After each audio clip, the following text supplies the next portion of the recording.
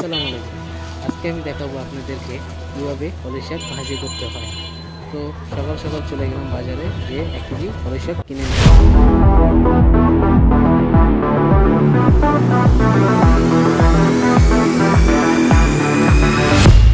বাসায় চলে আসলাম শাকগুলো নিয়ে, এসে বোর হাতে দিলাম শাকগুলো, ও সুন্দর করে বেছে টেছে ধুয়ে নিয়ে আসলো।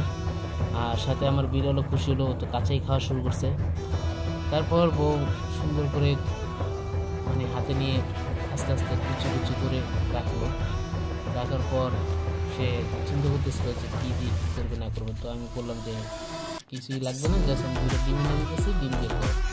তো আপনারা চাইলে অনেক কিছু দিয়েই করতে পারেন, শুধু ভাজিও করতে পারেন, কিংবা চিংড়ি মাছ দিয়েও করতে পারেন, কিংবা ডিম দিয়েও করতে পারেন, এটা হলো আপনাদের বিষয়। আর মূলত এই ভিডিওটা তাদের জন্যই যারা অনেকেই জানি না আমরা যে কলই শাক কীভাবে ভেজে খেতে হয়। তো ভিডিওটি দেখতে থাকুন আর পাশে থাকুন, আর আমাদের চ্যানেলটি সাবস্ক্রাইব করুন, সাথে বেল আইকনটি চাপ দিয়ে পাশে থাকুন। ধন্যবাদ। আর ভিডিওটি দেখতে থাকুন। খোদা হাফেজ।